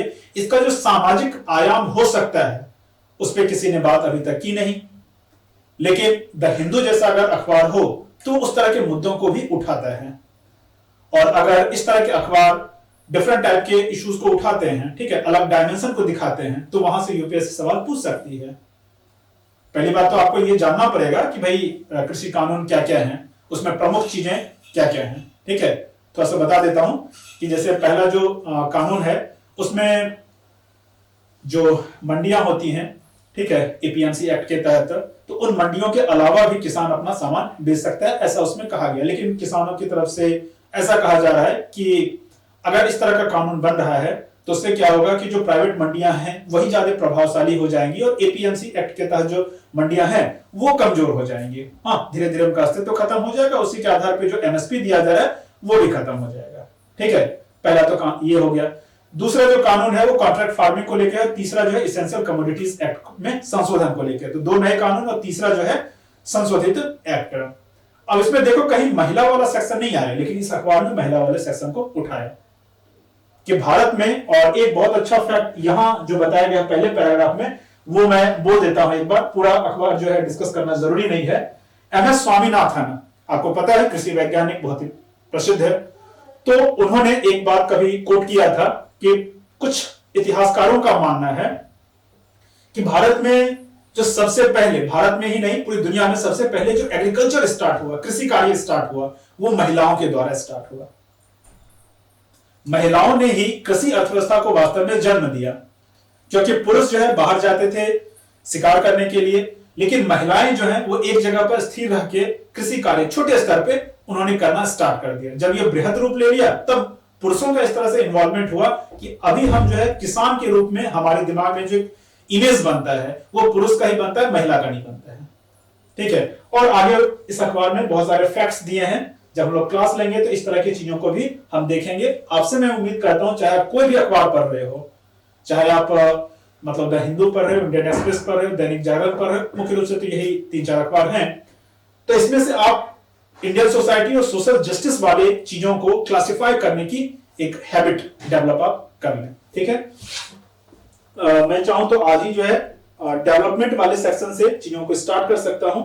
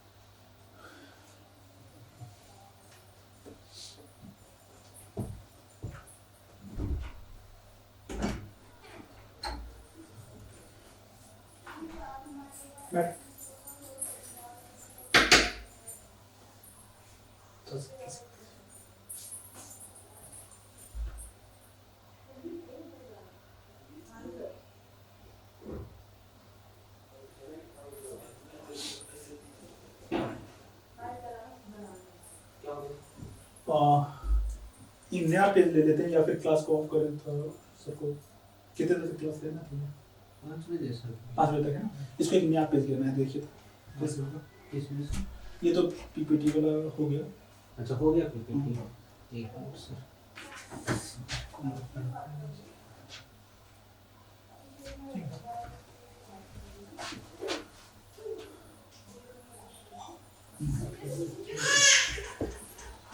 चलिए बच्चों, अब जो है हम स्टार्ट करेंगे।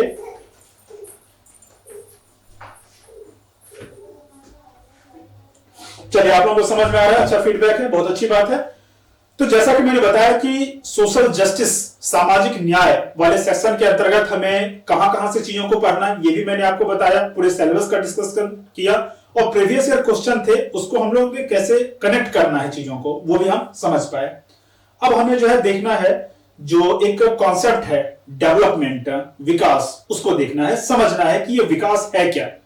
ठीक है, वैसे जो मेन टॉपिक स्टार्ट होगा वो होगा मतलब डेवलपमेंट के जो स्टेक होल्डर्स हैं वहां से चीजें स्टार्ट होंगी, मतलब पार्टिसिपेटरी डेवलपमेंट, सहभागी विकास का एक टॉपिक आएगा। सहभागी विकास से हम चीजों को स्टार्ट करेंगे, लेकिन हम डेवलपमेंट पहले समझ लेते हैं। ठीक है, तो आप चाहे तो हेडिंग लिख सकते हो, वैसे तो पहला क्लास है लेकिन फिर भी पूरी गंभीरता से लेना, चीजें यहीं से स्टार्ट हो रही हैं। ठीक है,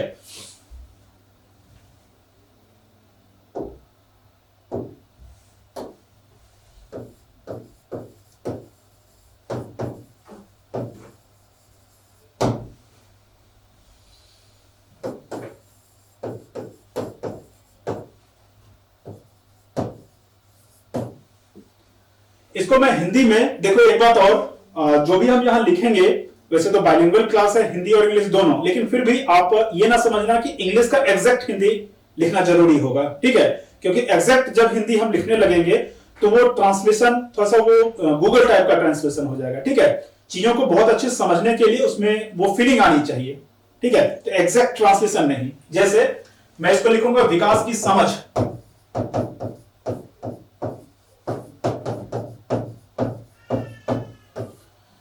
अंडरस्टैंडिंग ऑफ डेवलपमेंट या अंडरस्टैंडिंग डेवलपमेंट। हम डेवलपमेंट को समझते हैं कि ये डेवलपमेंट क्या है, विकास क्या है। सब लोग अपने अपने तरीके से डेवलपमेंट को तो समझते ही हैं, लेकिन जब हम किसी विषय को पढ़ते हैं तो एक सिस्टमैटिक तरीका उसका हो जाता है समझने का। ठीक है, चूंकि हम यहाँ यूपीएससी के लिए पढ़ रहे हैं, इसलिए यूपीएससी के अकॉर्डिंग उसका तरीका होगा, उसको हम देखने का प्रयास करेंगे। आप लोग भी अपना कमेंट कर सकते हैं ताकि मुझे भी पता चले कि आप लोग क्या समझ रहे हो, क्या नहीं समझ रहे हो। ठीक है, तो विकास को हम लोग इस तरह से समझ सकते हैं कि विकास को हम लोग दो भाग में डिवाइड कर लेते हैं। ठीक है, दो भाग में डिवाइड करेंगे। एक जो सेंस होगा इसका नैरो सेंस होगा,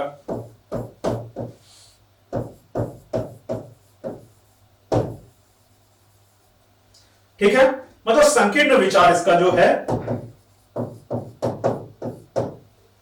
संकीर्ण दृष्टिकोण मान लो,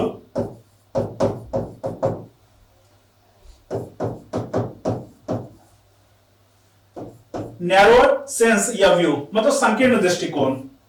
वैसे संकीर्ण दृष्टिकोण यहां नेगेटिव सेंस में मत लेना, यहां नैरो सेंस का मतलब ये हो गया कि विकास को जो सामान्य रूप से हम समझते हैं, विकास को हम किस रूप में समझते हैं आप जरा बताइए। तो विकास को हम लोग इस सेंस में समझते हैं कि रोड का डेवलपमेंट हो गया, कोई बहुत बड़ा पुल बन गया, बहुत बड़ी इंडस्ट्री लग गई, ठीक है, बहुत ज्यादा सोसाइटीज, हाउसेस बन गए। ठीक है, तो इन सबको हम लोग नॉर्मली विकास श्रेणी के अंतर्गत ले आते हैं। लेकिन सिर्फ यही विकास नहीं होता है। विकास हमें जो खासकर सोशल जस्टिस में पढ़ना है, विकास टर्म, वो अलग तरीके से पढ़ना है। उसमें ये सब तो चीजें होंगी ही होंगी, लेकिन इसके साथ साथ जो खासकर के सोशल इंफ्रास्ट्रक्चर है उस पर फोकस हमें करना है। और ये वाला जो डेवलपमेंट है, नैरो सेंस वाला जो डेवलपमेंट की हम बात अभी कर रहे थे कुछ एग्जांपल के थ्रू, वो हम इकोनॉमी में मुख्य रूप से देखते हैं। वैसे इकोनॉमी में भी अब सिर्फ इसको अकेले नहीं देखा जाता है, संकीर्ण दृष्टिकोण को, वहां भी सोशल पॉइंट ऑफ व्यू भी रखा जाता है। तो जो सोशल इंफ्रास्ट्रक्चर है उसमें हेल्थ, एजुकेशन, इस तरह की चीजें वहां आ जाएंगी। ठीक है, तो यहां लिखते हैं ब्रॉडर सेंस,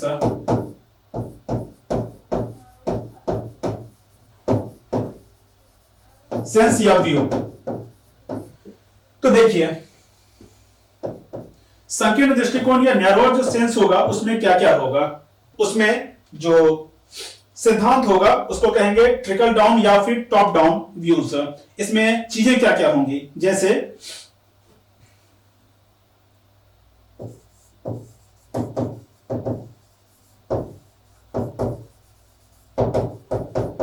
डिफरेंट टाइप के प्रोजेक्ट्स पे काम करना, वर्क करना। ठीक है, अगर मैं चीजों को इंग्लिश में लिखूं लेकिन बोलूं हिंदी में, तो आपको यह प्रयास करना है कि हिंदी में भी आप चीजों को लिखते जाओ, क्योंकि सोशल जस्टिस वाला जो सेक्शन है वो ज्यादा कॉन्सेप्चुअल है, ज्यादा इसमें फैक्ट्स आपको मिलेंगे लेकिन बहुत ज्यादा नहीं। बहुत सारी चीजों में आपको अवधारणात्मक क्लियरिटी होनी चाहिए, कॉन्सेप्चुअल क्लियरिटी होनी चाहिए, ठीक है। तो वर्किंग ऑन प्रोजेक्ट्स, कौन कौन से प्रोजेक्ट, यहाँ प्रोजेक्ट लिखने का मतलब है कि इसमें जैसे मान लो कि आप डैम पे काम करते हो, ठीक है ना, रोड्स पे काम करते हो, इस तरह के प्रोजेक्ट्स पे काम करते हैं, कोई फैक्ट्रीज लगाते हैं,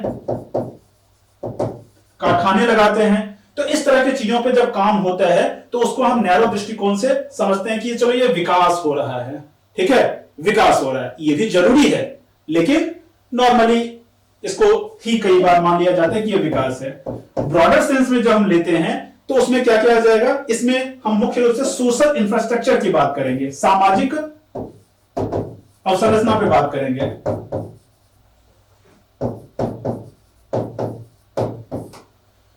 ठीक है, एक बात और देखेंगे, जब हम नैरो दृष्टिकोण से डेवलपमेंट को समझते हैं तो उसमें कौन सा सिद्धांत काम करेगा, इसमें जो है जो सिद्धांत काम करेगा उसको कहते हैं ट्रिकल डाउन या टॉप डाउन। नैरो सेंस जो होगा उसमें क्या होगा, ट्रिकल डाउन या फिर टॉप डाउन। इसका मतलब क्या हो गया कि जब हम रोड का डेवलपमेंट करते हैं या फिर किसी भी इस तरह के बड़े बड़े प्रोजेक्ट्स का डेवलपमेंट करते हैं तो विकास की प्रक्रिया ऊपर से लेकर नीचे तक किसी ना किसी तरीके से पहुंच जाएगी। एक तो यह सिद्धांत हो गया, ठीक है, वो इसमें काम करता है कहीं ना कहीं। दूसरी बात हो गया कि बड़े तरह इस तरह के जो प्रोजेक्ट्स पे जब हम काम करना स्टार्ट करते हैं तो फिर क्या होगा कि लोगों को रोजगार मिलेगा और लोगों तक विकास कहीं ना कहीं पहुंच ही जाएगा। लेकिन जब हम सोशल इंफ्रास्ट्रक्चर पे काम करना स्टार्ट करते हैं, यानी एजुकेशन पे हम काम करते हैं, ठीक है, हेल्थ पे काम करते हैं, इसी तरह से एजुकेशन पे काम किए, हेल्थ के काम किए, और कुछ एग्जांपल मिल सकता है इस तरह का, ठीक है। मुख्य रूप से एजुकेशन, हेल्थ, इन सब चीजों पे काम करते हैं हम, तो हम उसको मानते हैं कि ये सोशल इंफ्रास्ट्रक्चर पे काम कर रहे हैं। और इसमें कई सारे मॉडल्स भी हो जाते हैं। एक बार, अभी तो वो ज्यादा चर्चा में नहीं है, लेकिन एक बार इसको इस तरह से भी कहा जाता था कि केरला मॉडल बना गुजरात मॉडल। ये कुछ राजनीतिक टाइप का टर्म लगेगा आपको, पॉलिटिकल टर्म लगेगा, लेकिन समझने के लिए मैं बताता हूं। तो ये वाला जो ब्रॉडर सेंस या व्यू है डेवलपमेंट का, इसको कहा जाता था केरला मॉडल। केरला में आप जानते हैं कि वहां हेल्थ, एजुकेशन, इन सब चीजों की स्थिति अच्छी है, ठीक है। मैं यहां जो कुछ भी बात कर रहा हूं वो यूपीएससी के पर्सपेक्टिव से बात कर रहा हूं। केरला में बहुत सारी चीजें गलत भी हैं, वहां आप देखते हैं कि राजनीतिक हत्याएं और बहुत सारी दूसरी चीजें वहां होती भी हैं, तो वो एक अलग पॉइंट ऑफ व्यू हो गया। यहां हम यूपीएससी के पर्सपेक्टिव से, मतलब जो कुछ भी मैं बोल रहा हूं सब सिलेबस के अकॉर्डिंग बोलने का प्रयास कर रहा हूं या फिर एग्जाम के अकॉर्डिंग बोलने का प्रयास कर रहा हूं। तो ये एक अच्छा एग्जांपल यहां क्या दे देंगे, हम केरला मॉडल लिख देंगे। केरला मॉडल, एक बहुत ही महत्वपूर्ण अर्थशास्त्री फेमस अमर्त्य सेन, वो जो है इस मॉडल को बहुत पसंद करते हैं और अभी पूरी दुनिया इसके साथ साथ इस पे भी पर्याप्त रूप से फोकस कर रही है। ह्यूमन डेवलपमेंट इंडेक्स, मानव विकास सूचकांक, इसका एक एग्जांपल है। ह्यूमन डेवलपमेंट इंडेक्स जो निकाला जाता है तो वो इन्हीं सब चीजों के आधार पर निकाला जाता है मुख्य रूप से। और कई सारी अवधारणाएं हैं, जैसे भूटान, तो भूटान में जो विकास की अवधारणा है वो थोड़ी अलग है। कैसी अवधारणा वहां है, तो वहां विकास की जो अवधारणा है वहां कहते हैं कि happiness index, gross happiness index. Madhya Pradesh ने भी इस तरह की एक पहल की थी। दिल्ली गवर्नमेंट ने भी अपने स्कूलों में हैप्पीनेस कक्षाएं मतलब क्लासेस स्टार्ट की थी। तो कहने का मतलब डेवलपमेंट का ये जो व्यू है ये ओवरऑल ह्यूमन डेवलपमेंट पे फोकस करता है। ये जो है मुख्य रूप से इंफ्रास्ट्रक्चर पे फोकस करता है। ये ट्रेडिशनल व्यू है, परंपरागत व्यू है कि आर्थिक विकास करना है तो बैंकिंग का विकास करो, रोड्स का विकास करो, पुल का खूब निर्माण करवा दो, इंफ्रास्ट्रक्चर खूब बढ़ा दो, मेट्रो योजनाएं कर दो। अब हमें क्या समझना है कि जब हम इंडियन सोसाइटी, सोशल जस्टिस, इन सब सेक्शन को पढ़ते हैं तो हमारा ये पॉइंट ऑफ व्यू निकालना चाहिए कि हमें दोनों तरह के विकास में एक सामंजस्य बना करके आगे बढ़ने की जरूरत है। एक अच्छा कोऑर्डिनेशन होना चाहिए, क्योंकि इसके बिना भी अभी काम नहीं चलेगा और इसकी भी आवश्यकता है। तो दोनों का एक सामंजस्य होना चाहिए। मेरी इतनी बातों को अगर आप समझ पाए तो आप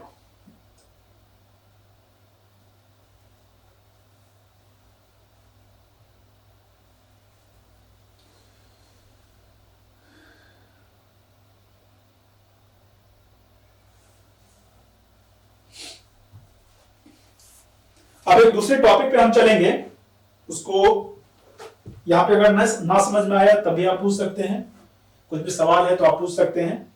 एक है कॉस्ट ऑफ डेवलपमेंट।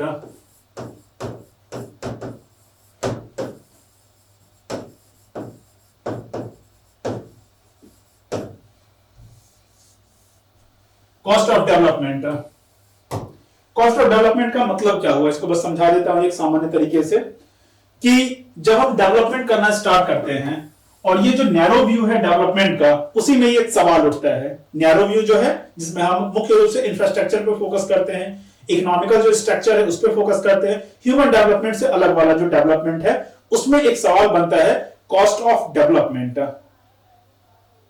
जब आप डेवलपमेंट करोगे, विकास करोगे, तो विकास प्रक्रिया के दौरान कई सारी हानियां भी होंगी, तो उन्हीं हानियों को हम लोग जो है कॉस्ट ऑफ डेवलपमेंट कहते हैं। मतलब विकास के कुछ ना कुछ जो है उसका कॉस्ट, मतलब उसका कीमत, विकास की कीमत आपको अदा करनी पड़ती है। ठीक है, तो मुख्य रूप से जब हम इस पे बात करते हैं तो इसका जो सेंस निकल के आता है वो कॉस्ट ऑफ डेवलपमेंट किस किस क्षेत्र में हो सकता है। तो इसका इफेक्ट हो सकता है इन्वायरमेंट पे,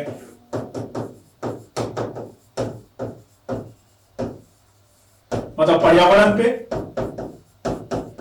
इकोलॉजी भी इसमें लिख सकते हैं, मतलब इकोलॉजिकल एंड इन्वायरमेंटल डिग्रेडेशन, पर्यावरण और पारिस्थितिकी का अवमूल्यन कहीं ना कहीं होता है, वो कमजोर हो जाते हैं। जैसे अभी भी आप देखो तो जितने ज्यादा जो है गाड़ियां चलेंगी, जितना ज्यादा आप मतलब जो यातायात सुविधाओं का विकास करोगे, उतना ज्यादा आपका जो है पर्यावरण प्रदूषित होगा, एयर क्वालिटी इंडेक्स खराब होता चला जाएगा, ग्राउंड वाटर खराब होगा। ठीक है, पर्यावरण के जितने भी तत्व हैं, पशु पक्षी, वो कम होंगे, खराब होंगे, उनकी कमी हो जाएगी, वल्नरेबल सेक्शन में वो चले जाएंगे। तो इस तरह से इकोलॉजिकल एंड इन्वायरमेंटल डिग्रेडेशन होगा, पर्यावरण और पारिस्थितिकी का अवमूल्यन होगा, कमजोर वो होंगे, उनकी स्थिति खराब होगी। एक तो ये हो गया, इसका इफेक्ट पड़ गया। ठीक है, और दूसरा हो सकता है कि पुअर और वल्नरेबल ग्रुप ऑफ सोसाइटी है। ठीक है, पुअर सेक्शन ऑफ सोसाइटी जो है, गरीब तबका जो है,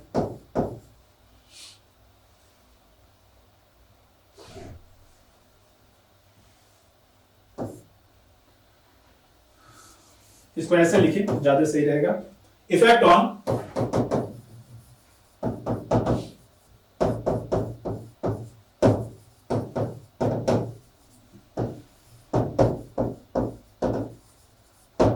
समाज का जो गरीब तबका है, कमजोर तबका है, वल्नरेबल सेक्शन है, उस पर कहीं ना कहीं इफेक्ट पड़ेगा। कैसे? जब भी पर्यावरण के कारण, मतलब डेवलपमेंट के कारण, खास करके यहां अभी मुझे इसमें धीरे धीरे एडजस्ट होने में टाइम लग जाएगा, लगता है 1-2 दिन। डेवलपमेंट,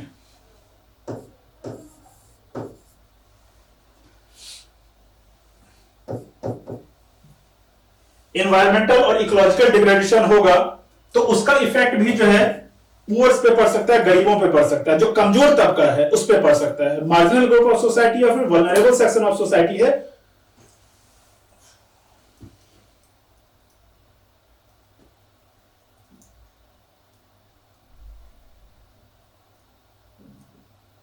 उस पे इसका इफेक्ट पड़ सकता है। ठीक है, जैसे मान लो कि वायु प्रदूषण अभी हो रहा है, वायु प्रदूषण का सबसे ज्यादा इफेक्ट, वायु प्रदूषण कहीं ना कहीं ये जो डेवलपमेंटल प्रोसेस है, डेवलपमेंट के कारण हो रहा है, इसका असर सबसे ज्यादा किस पे पड़ने वाला है? तो डेवलपमेंट का असर सबसे ज्यादा किस पे पड़ेगा? तो डेवलपमेंट का असर नेगेटिव, जो हम नैरो सेंस में बात कर रहे हैं, उसका असर पुअर पे सबसे ज्यादा पड़ सकता है, गरीब पे सबसे ज्यादा पड़ सकता है, जो कमजोर तबका है उस पर सबसे ज्यादा पड़ सकता है। कैसे?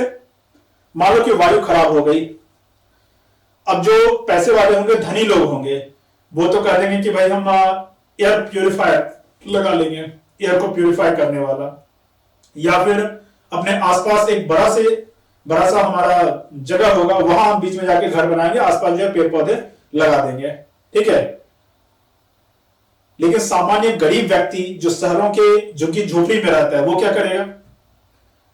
वो जो है एयर प्यूरिफायर नहीं लगा पा रहा है, तो उसको जो है डिफरेंट टाइप का जो सांस संबंधी प्रॉब्लम है वो हो सकती है। ग्राउंड वाटर खराब हो गया, जो पैसे वाले लोग होंगे मिनरल वाटर पिएंगे, सामान्य व्यक्ति जो गरीब व्यक्ति है वो अपने हैंडपंप से आप पानी तो पी नहीं पाएगा। तो कहने का मतलब है कि जो सोसाइटी का जो मतलब वल्नरेबल सेक्शन है, मार्जिनल ग्रुप ऑफ सोसाइटी है, समाज का सीमांत वर्ग है, उस पर कहीं ना कहीं विकास का नेगेटिव असर पड़ सकता है। तो इसको हम देखते हैं कॉस्ट ऑफ सोसाइटी के अंतर्गत, ठीक है। लेकिन ये कॉस्ट ऑफ सोसाइटी जो है इसका ये नेगेटिव असर ही दिखाया गया है, ठीक है। लेकिन कॉस्ट ऑफ जो डेवलपमेंट है इसका सिर्फ नेगेटिव असर ही नहीं होगा, इसका पॉजिटिव असर भी होगा। पॉजिटिव असर जो नॉर्मली बताया जाता है, जब डेवलपमेंट हो रहा है तो निश्चित तौर पे समाज का जो निचला वर्ग है वहां तक भी वो डेवलपमेंट का असर पहुंचेगा, सामान्य लोगों को जो है रोजगार मिलेगा वहां, ठीक है। बहुत सारे लोगों को मतलब जो उनकी आय है वो आय जो कम थी वो निश्चित तौर पे ज्यादा हो जाएगी। मान लो कि कोई एक गांव है, वहां से कोई नेशनल हाईवे गुजर रहा है, तो उस पूरे क्षेत्र का जो रोजगार सेक्शन है उसमें एक भारी बदलाव आ सकता है। एक किसान है, अपना सामान शहरों में बेच नहीं पाता था कृषि उत्पाद, लेकिन अगर रोड से वो कनेक्टेड हो गया तो आराम से अपना सामान जो है बेच सकता है और ज्यादा पैसा कमा सकता है, ठीक है। मार्केट तक पहुंच उसकी बन सकती है। तो इस तरह से डेवलपमेंट का जो कॉस्ट ऑफ डेवलपमेंट है कुछ नेगेटिव असर भी है, लेकिन पॉजिटिव असर उसका है, इस बात को हमेशा ध्यान में रखेंगे। आप लोगों का मैं सवाल ले लेता हूं, अगर कुछ सवाल है तो।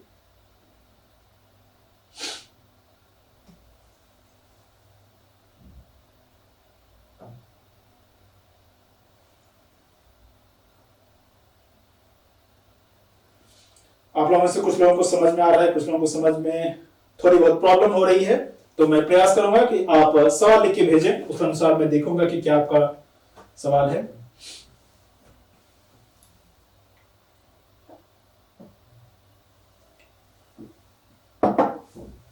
अब हम एक बहुत इंपॉर्टेंट कॉन्सेप्ट को देखने वाले हैं,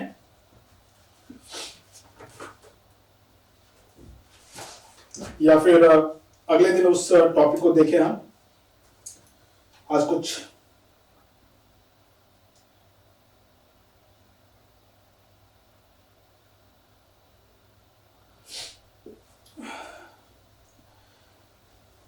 आप पढ़ना, यहां जो क्लास ये वाली है रविंद्रास आईएएस के प्लेटफॉर्म पर, तो ये पहली क्लास इंट्रोडक्शन क्लास सबके लिए थी, लेकिन इसी क्लास में मैंने बहुत सारी चीजों को बताया।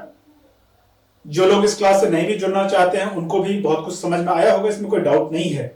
लेकिन अगर आपको लग रहा है कि पूरा क्लास हमें करना है, तो जो रविंद्रास आईएएस का जो अपना एप्लीकेशन है वहां बाकी सब क्लास चलेगा। यानी कल से जो ये क्लास चलेगा 3 से 5 का ये टाइमिंग होगा, वो हम लोग जो है वहां देखेंगे, ठीक है।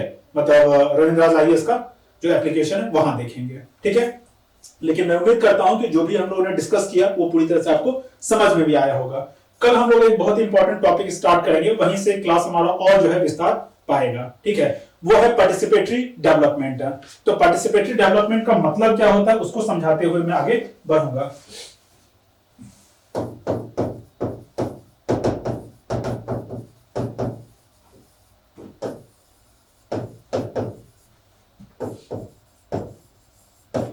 इसका मतलब हुआ सहभागी विकास।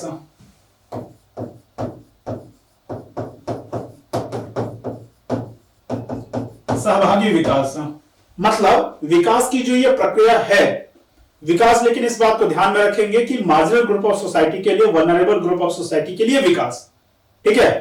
तो विकास की यह प्रक्रिया सहभागी विकास कहलाएगी, जिसमें अनेक स्टेक होल्डर्स हों। मतलब उसका जो स्टेक होल्डर होगा, भागीदार होगा, वो कोई एक नहीं होगा। जब सामाजिक न्याय की बात करते हैं तो यहां ऐसा नहीं होगा कि सामाजिक न्याय में सिर्फ गवर्नमेंट डिफरेंट टाइप की योजना चलाएगी या गवर्नमेंट सिर्फ रिस्पॉन्सिबल होगी। सिर्फ गवर्नमेंट नहीं, गवर्नमेंट तो होगी, लेकिन गवर्नमेंट के अलावा भी बहुत सारे स्टेक होल्डर्स हो जाएंगे। तो हमारा काम क्या होगा कि हम डिफरेंट स्टेक होल्डर्स को एक बार देख लेते हैं, और वही सब स्टेक होल्डर आपके सिलेबस में दिए गए हैं। उन सभी स्टेक होल्डर्स के द्वारा, चाहे वो एनजीओ हो, चाहे वो सेल्फ हेल्प ग्रुप हो, चाहे वो गवर्नमेंट या गवर्नमेंट के डिफरेंट डिपार्टमेंट हो, या फिर जो इंटरनेशनल ऑर्गेनाइजेशंस हैं वो सब हो, या चैरिटी करने वाली कोई संस्था हो वो हो, इन सबके द्वारा जो कुछ भी काम किया जा रहा है डेवलपमेंट के लिए, मार्जिनल ग्रुप ऑफ सोसाइटी के डेवलपमेंट के लिए, वो जो है हमारा सहभागी विकास कहलाएगा, और वही उसी का विस्तार हम करेंगे फिर अगले क्लासेस में। ठीक है, तो इसमें हम सहभागी विकास के जो स्टेक होल्डर्स हैं, ठीक है, मतलब हिस्सेदार जो हैं उसके बारे में हम, या भागीदार जो हैं उसके बारे में हम देखते हैं।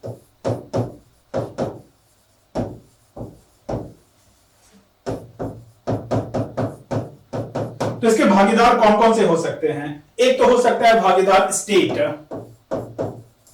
या स्टेट मतलब क्या हो गया, देश की बात की जा रही है, राज्य की बात की जा रही है। हिंदी में तो इसको राज्य ही बोलना पड़ेगा, लेकिन स्टेट आप इसको समझना, और द स्टेट लिख देता हूं, ज्यादा सही रहेगा। राज्य, ठीक है, राज्य मतलब यहां देश से रिलेटेड है, सरकार से रिलेटेड है, या फिर इसको डायरेक्टली लिख दो सरकार, ठीक है, गवर्नमेंट, गवर्नमेंट भी लिख देते हैं ताकि कोई कंफ्यूजन की स्थिति ना रहे। मतलब गवर्नमेंट के द्वारा जो भी स्कीम्स चलाए जा रहे हैं, जो भी सरकार की जो मतलब उसमें तीनों जो खंड है, कार्यपालिका, न्यायपालिका और विधायिका, तीनों के द्वारा जो काम किया जा रहा है डेवलपमेंट प्रोसेस के लिए, वो सब इसमें हो जाएगा। ठीक है, दूसरा इसमें लिख सकते हैं मार्केट, बाजार की भी अभी जो एलपीजी के बाद हमारा जो सिचुएशन बना है, लिबरलाइजेशन, प्राइवेटाइजेशन, ग्लोबलाइजेशन के बाद मार्केट एक इंपॉर्टेंट स्टेक होल्डर है विकास के लिए। ठीक है, खास करके इसमें जो सीएसआर का कॉन्सेप्ट है, कॉर्पोरेट सोशल रिस्पॉन्सिबिलिटी, एक अच्छा एग्जांपल है। ठीक है, इसके अलावा सिविल सोसाइटी,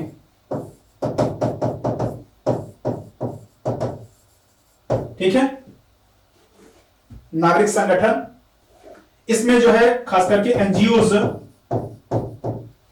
इसके अलावा जो है ट्रेड यूनियन, मीडिया,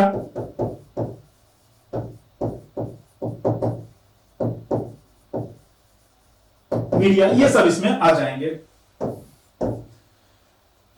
इसके अलावा अब जो है जो सेल्फ हेल्प ग्रुप्स हैं ये सब भी आ जाएंगे। इसके अलावा कोऑपरेटिव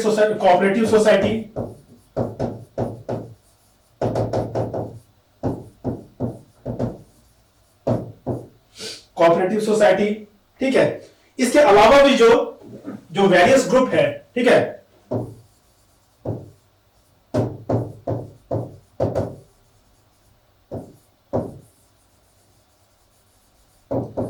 अलग अलग जो वेरियस ग्रुप है, वेरियस ग्रुप का मतलब और क्या क्या हो गया, जैसे मान लो कि इसमें कोई चैरिटी है, ठीक है, दान देने वाली संस्थाएं हैं, एसोसिएशन है, कोई डोनर है, इंटरनेशनल ऑर्गेनाइजेशन है, इंटरनेशनल ऑर्गेनाइजेशन एक अलग ही लिख लो,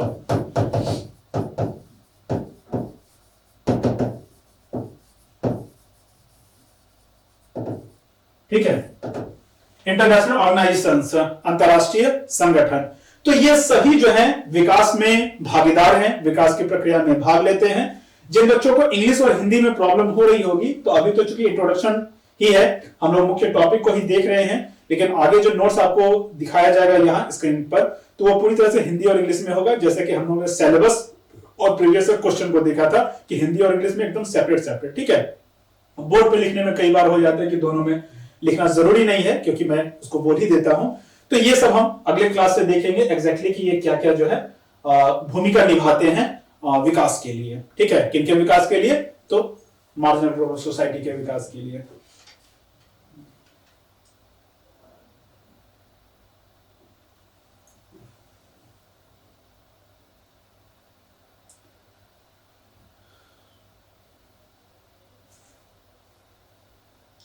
तो बच्चों, आज का क्लास हम यही खत्म करेंगे, और मैं उम्मीद करता हूं कि जितनी भी बातें मैंने बताई आपको सोशल जस्टिस के बारे में और इंडियन सोसाइटी के बारे में थोड़ा कुछ मैंने बताया, वो सब आपको बहुत अच्छे से समझ में आया होगा।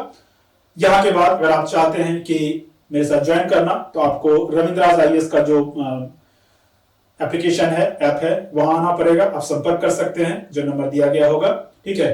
तो कल से क्लास जो है एप्लीकेशन पे चला करेगा। आज हमने एक सेक्शन यहां खत्म किया है, यहां के बाद हमारी यात्रा जो है, मुख्य जो यात्रा है, वो स्टार्ट होगी कल से, ठीक है। तो चलिए, धन्यवाद।